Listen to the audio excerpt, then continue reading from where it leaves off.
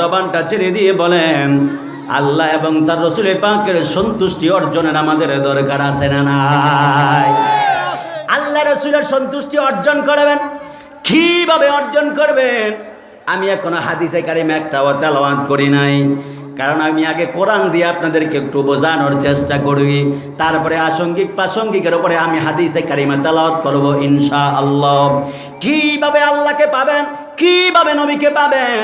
আমার আল্লাহ কোরআনুল কারীমের মধ্যে বলেন, মা আতাকুমুর রাসূলু ফাখুযুহু ওয়া মা নাহাকুম আনহু ফান্তাহু।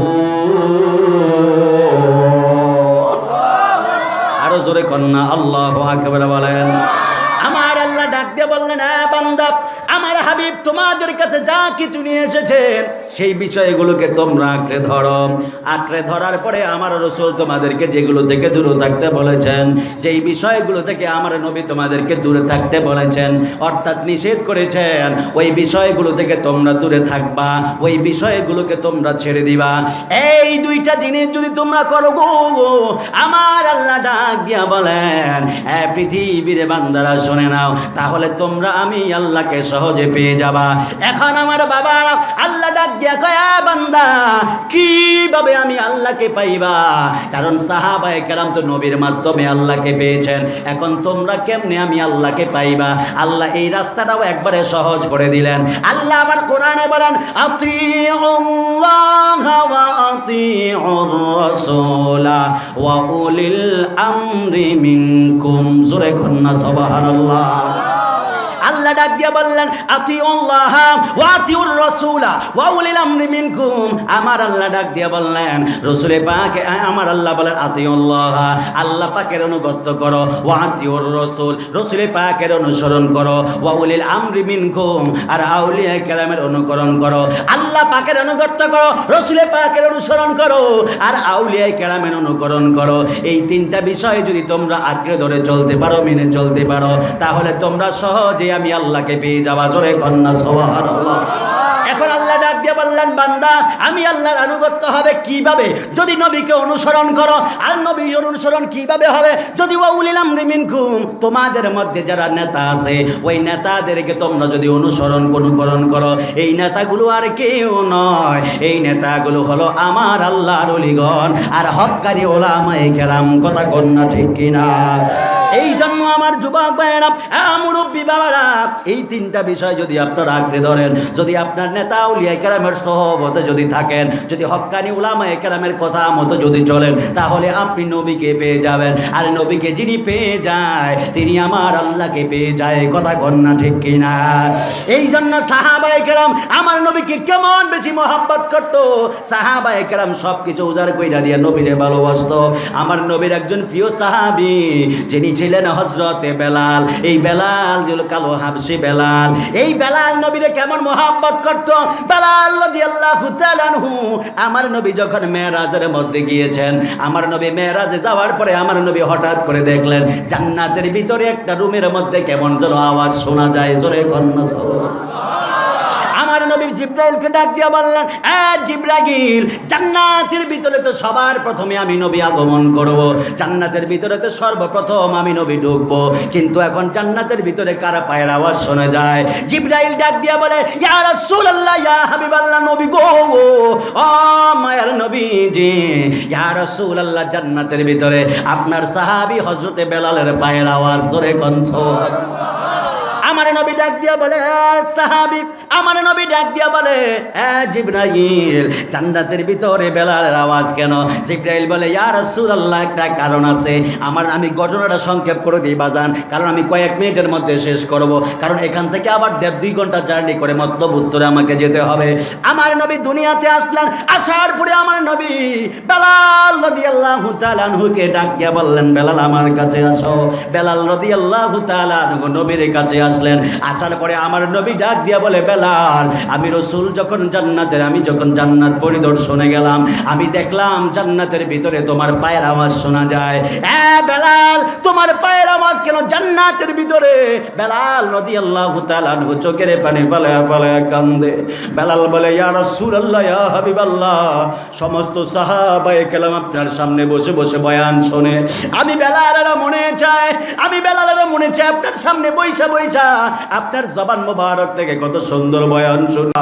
আমি বেলালের চেহারাটা বড় কালো, আমার গোটা বডিটা একবারে কালো। ইয়া রাসূলুল্লাহ, আমার কথাও তেমন সুন্দর নয়, কারণ আমার জিহ্বা একবারে পোড়া দিয়েছে, আমার জিহ্বার সামনের অংশ কেটে গেছে। ইয়া রাসূলুল্লাহ, কথা বলতে পারি না, সুন্দরভাবে কথা বলতে পারি না, আমার চেহারাও তেমন কোনো সুন্দর নয়। এই জন্য আমার যুবক ভাইরা, ও মুরব্বী বাবারা, আমার নবী ডাক দিয়া বললেন, বেলাল, তাহলে তুমি বলো না কি এমন আমল করেছো বেলাল, যার কারণে তোমার পায়ের আওয়াজ আমি জান্নাতের ভিতরে শুনলাম? বেলাল ডাক দিয়া বলে, ইয়া রাসূলুল্লাহ, ইয়া হাবিবাল্লাহ, আমার জিহ্বাটা একবারে কাটা। এই মনোযোগ দেন। আমার নবী ডাক দিয়া বলে, বেলাল, ও বেলাল রে, তোর জিহ্বাটা একবার সামনের দিক দিয়া কাটা, কি সমস্যা? তোর চেহারাটা কালো, কি সমস্যা? বেলাল ডাক দিয়ে বলে, ইয়া রাসূলুল্লাহ, নবী গো, ও মায়ার নবীজি, ইয়া রাসূলুল্লাহ, আমি আপনার সামনে মজলিসে কেন বসি না? কারণ আমাকে দেখে সাহাবীরা আমার দিকে তাকায়, আমার কথা বলাও একবারে সুন্দর না, এই জন্য আমি দূরে দূরে থাকি। তবে ইয়া রাসূলুল্লাহ, আমি একটা আমল করি, সেই আমল কি জানেননি? আমি প্রত্যেক দিন 2 রাকাত নামাজ, নফল নামাজ পড়ে, ওই নফল নামাজ পড়ার পরে আমি বেলাল বারবার আল্লাহর কাছে হাতটা ধইলা ডাক দিয়ে বলি, আল্লাহ, আমি বেলালের জিহ্বা নাই, জিহ্বা কাটা গো, আমার চেহারা সুন্দর না, কিন্তু আল্লাহ আপনি আমার এমন পাওয়ার দিয়ে দিবেন, আমি বেলালের দ্বারা যেন নবীর কোনোদিনও কষ্ট না হয়। জোরে কন্যা ওই বেলাল নবীরে এমন বেশি মহব্বত করতো, ওই বেলাল এমন একজন পাগলা সাহাবী ছিল বাজান। আমি কেমনে বুঝাইতাম আপনাদেরকে বাজান, সময় তো হয়ে গেছে, আমি তো আর সময় দিতে পারবো না। বেলাল নবীরে খুশি করার জন্য 2 রাকাত নামাজ পড়ে। বাজান, তুমি কেন বুঝো না? সাহাবায়ে কেরাম নবীর মন পাওয়ার জন্য নফল নামাজ পড়ে, আর আমরা উম্মত হয়ে নবীর জন্য করলাম কি? নবীর জন্য তো কিছুই করলাম না। ওই বেলাল এমন ভাবে নবীরে মহব্বত করতো, নবীর জন্য সব কিছু উজাড় করে দিল। এই জন্য আমার আল্লাহ বেলালে এমন ইজ্জত দিয়া দিছে, ইসলামের প্রথম মুয়াজ্জিন বানায়া দিছে কালো হাবশি বেলাল রে। কথা কন্যা ঠিক কিনা? কালো হাবশি বেলালে ভালোবাসলো ওই পাগলে, ও বলি, কালো হাবশি বেলালে ভালোবাসলো ওই পাগলে, ও ইসলামের প্রথম মুয়াজ্জিন, ইসলামের প্রথম মুয়াজ্জিন বানাইলেন রব্বানা মদিনা, মদিনা আশিক মুমিনের ঠিকানা, বলো না মদিনা, মদিনা আশিক না, বলো না মদিনা, মদিনা আশিক মুমিনের ঠিকানা।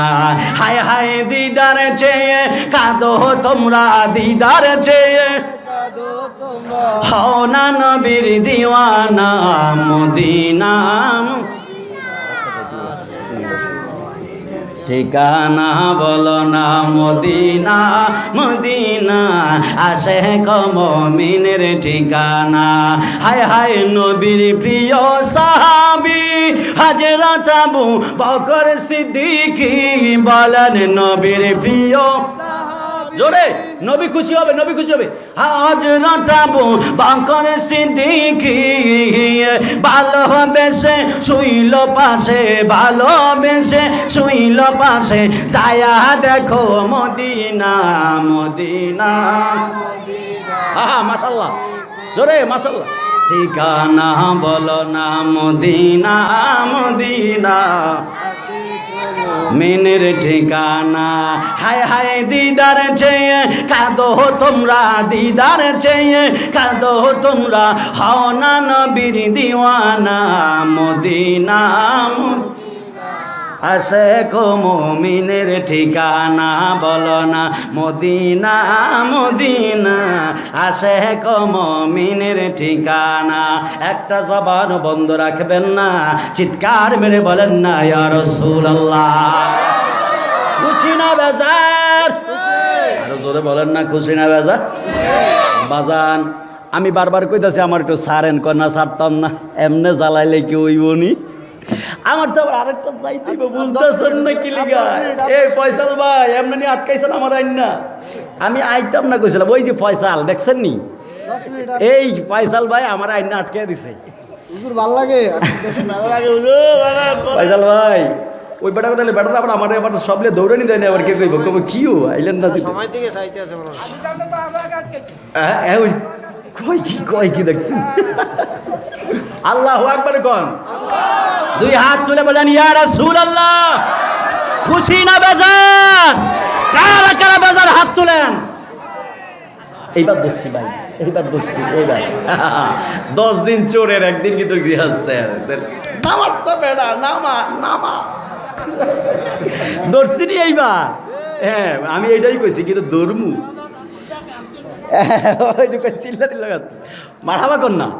একটা প্রেমের মসজিদ জমছে না বাজান, বলেন না জমছে না? এই মসজিদটা যদি আল্লাহর দরবারে কবুল হয় বলেন হাসরের ময়দানে নাজাতের উসিলা হতে পারে কিনা? আরো জোরে বলেন না পারে কিনা বলেন। ওই যে আমার খাদেম আমার কইতাছে বারবার দেখেন না উড়ে আর ভাই মানে ফাটতাছে না হুজুর নামেন না কি লিগা? এটা চাইতে এটা না গেলে তো আবার দৌড়াদৌড়ি। ওই ড্রাইভারও ইন্দায় কতক্ষণ খাড়াই গেছে, সিগন্যাল দেয় সিগন্যাল।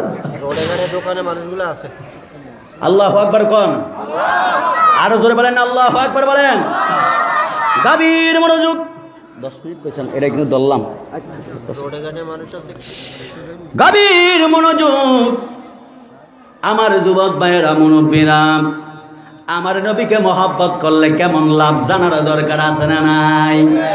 একটা হাদিসে মোবারক আপনাদেরকে শোনাই আজকে। ভাই সত্যি কথা, যদি একটা মাহফিল থাকতো তাহলে আজকে আপনাদের মন ভরে আলোচনা শোনাইতাম। যদি আল্লাহ কবুল করে ভবিষ্যতে আইলে একবারে আগে আগে বললে আমি একবারে একটা মাহফিলটাও আপনাদের একটু মনোযোগ দিয়ে শোনাবো ইনশাল্লাহ। কারণ আপনাকে অ্যাটেনশনটা আমার কাছে খুব ভালো লাগছে। মন চাইছে না যাইতে, কিন্তু তারপরে যাইতে হবে, ও আদাটা রক্ষা করতে হবে। আমার হাবা কর না, আরো জোরে কর না আমার হাবা বলেন। নবীরে মহব্বত করলে লাভ আছে না নাই? আরো জোরে কর না বাবা আছে না নাই? ফয়সাল ভাই আইছেন? ফয়সাল ভাই হ্যাঁ বয়ান দেখেন। আমার নবী বললেন একটা হাদিস শোনাই বাজান। আনা আনাস রাদিয়াল্লাহু তাআলা আনহু আন্না রাজুলান ক্বালা ইয়া রাসূলুল্লাহ সাল্লাল্লাহু আলাইহি ওয়াসাল্লাম মাতা সাআ ক্বালা ওয়াইলাকা ওয়া মা আ'দাত লাহা ক্বালা মা আ'দাতু লাহা ইল্লা আন্নী উহিব্বুল্লাহ ওয়া রাসূলা ক্বালা আনতা মা মান আহবাবতা। জোরে কন্না সুবহানাল্লাহ। নবীর প্রিয় সাহাবী খাদেমুর রাসূল হযরতে আনাস রাদিয়াল্লাহু তাআলা আনহু তিনি বলেন আমার নবীর কাছে অপরিচিত একজন বেদুইন এসেছেন। এই আন্না রাজুলান এই অপরিচিত ব্যক্তি হলো একজন বেদুইন সাহাবী। এই বেদুইন সাহাবী নবীর কাছে এসেছেন। আমার নবীর কাছে আয়েশা ডাক দিয়া বলে ইয়া রাসূলুল্লাহ ইয়া হাবিবাল্লাহ মাতাসা। নবী আপনি আমার একটু বলেন না ইয়া রাসূলুল্লাহ কিয়ামত কখন হবে? জোরে কন্না সুবহানাল্লাহ। আমার নবী ডাক দিয়ে বলে পাগলারি ও পাগলা, কিয়ামতের কথা তুমি কেন জিজ্ঞেস করছো? এই পাগলা কিয়ামতের জন্য তোর কিছু আসেনি? এই পাগলা কিয়ামতের জন্য কি এমন বাহাদুরি আছে তোর? কারণ কিয়ামত এত ভয়ঙ্কর, সেই কিয়ামতের ময়দানে এমনটা হয়ে যাবে বাজান, পাহাড়গুলো তুলার মতো উঠতে থাকবে, মানুষগুলো পিঁপড়ার মতো উঠতে থাকবে, জমিনের মানুষগুলো আকাশের দিকে তাকায়া তারা জবান দিয়া সকলে একত্রে বলবে ওয়াকালাল ইনসানু মালাহা। হায় হায় কি শুরু হয়ে গেল? মানুষ শুধুমাত্র এই কথা বলতে থাকবে। আমার যুবক ভাইরা গো ও মুরব্বী বাবারা, আমার নবী ডাক দিয়া বললেন আমার নবী ডাক দিয়া বলে এ পাগলা এত ভয়ঙ্কর কিয়ামতটা হয়ে যাবে। কিরে সাউন্ডটা কমিয়ে দিছে ভাই, ওরা আসেনি ভীষণ লারে, একটু সাউন্ডটা দিও ভাই, ইউনিট কাটতো না। আমি আবার তো আজকে চিল্লাইতেছি না, বেশি চিল্লাই না, কমই চিল্লাইতেছি। আমার নবী ডাক দিয়া বললেন, পাগলা, কিয়ামতের কথা যে তুমি জিজ্ঞেস করেছ, ওই কিয়ামতের জন্য কি এমন আমল করেছ? এবার ওই পাগলা ডাক দিয়ে বলে, ইয়া রাসূলুল্লাহ, ইয়া হাবিবাল্লাহ, মা আদাতু লাহা, ইয়া রাসূলুল্লাহ, আমার কোনো কিছুই নাই, নাই নাই নামাজ নাই, নাই হজ নাই, নাই যাকাত নাই, নাই সাদাকা নাই, নাই কুরবানি নাই, কিছুই নাই, কিছুই নাই ইয়া রাসূলুল্লাহ, আমার কোনো কিছুই নাই, আল্লাহর ফেরেশতা। হ্যাঁ, তবে আমার একটা জিনিস আছে। আমার নবী ডাক দিয়া বলে, পাগলারি, ও পাগলা, তোমার তো বললা নামাজ নাই, তোমার তো বললা রোজা নাই, তোমার তো বললা হজ নাই, তোমার তো বললা যাকাত নাই, তোমার কোনো কিছুই নাই ইল্লা, হ্যাঁ তবে কি এমন আছে?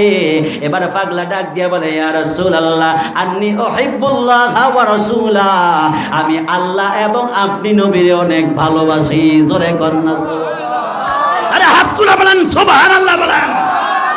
লোকটা ডাক দিয়ে বলে, ইয়া রাসূলুল্লাহ, ইয়া হাবিবাল্লাহ, আমি আল্লাহ এবং আপনি নবীরে অনেক বেশি ভালোবাসি। আমার নবী ডাক দিয়া বলে, পাগলা রে, ও পাগলা, আমি নবীরে তুই অনেক বেশি ভালোবাসস, ঠিক আছে পাগলা, আমি তোরে এই জন্য গ্যারান্টি দিতাম না, তবে তুই যেহেতু আমি নবীরে অনেক মহব্বত করস আর আল্লাহরে অনেক বেশি মহব্বত করস, তাহলে আমি তোরে একটা ওয়ারেন্টি গ্যারান্টি দেই। আমার নবী ডাক দিয়া বললেন, ও পাগলা, আনতা মা মান আহবাবতা, যারে তুমি ভালোবাসবা হাসরের ময়দানে তুমি তার সাথেই থাকবা। জোরে কন্যা সুবহানাল্লাহ। দুনিয়াতে তুমি যারেই ভালোবাসবা হাসরের ময়দানে তুমি তার সাথে থাকবা। দুনিয়াতে যদি আপনি আলেমকে ভালোবাসেন, হাসরের ময়দানে হাসর হবে আলেমের সাথে। দুনিয়াতে ওলি আল্লাহদেরকে ভালোবাসলে হাসর হবে ওলি আল্লাহদের সাথে। দুনিয়াতে যদি আপনি বিধর্মীকে ভালোবাসেন, হাসর হবে বিধর্মীর সাথে। দুনিয়াতে যদি মাদ্রাসার তালিবুল ইলমদেরকে ভালোবাসেন, হাসর হবে তালিবুল ইলমদের সাথে।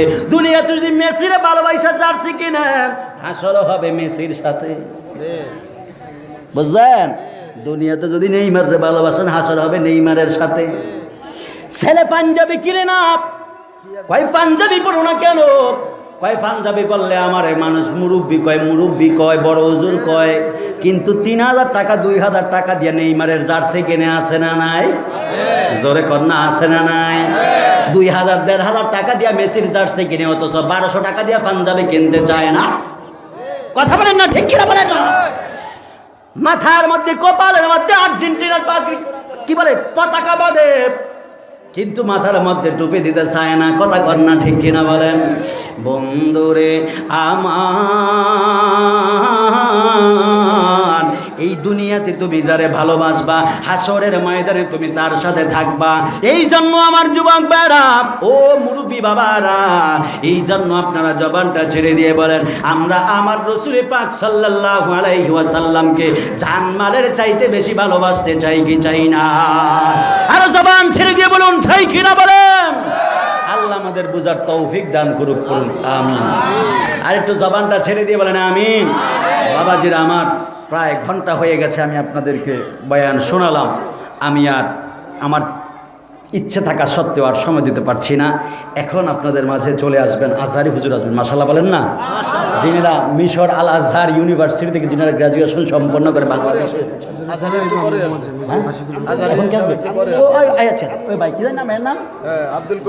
আব্দুল কুদ্দুস রাজা ভাই, আমরা একসাথে মাহফিল করছি ইয়াতে শরীয়তপুরে। মাশাআল্লাহ ভালো বয়ান করবে, এখন আপনাদেরকে শোনাবে ইনশাআল্লাহ। আপনাদের এলাকার পরিচিত মানুষ। তবে বাজান, আমার জন্য দোয়া করবেন, রাজি আছেন তো ইনশাআল্লাহ?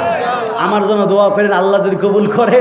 যদি ভবিষ্যতে কখনো আসি, ওই দিন একটু আমার আগে আগে বললে আমি একটু বেশি সময় দেওয়ার চেষ্টা করব। আল্লাহ যেন আমাদের প্রত্যেকে কবুল করে পড়ুন আমিন। এই যে শেখদেই ফালতালুক হাফিজিয়া মাদ্রাসা, মাদ্রাসার প্রতি সুনজর রাখবেন তো।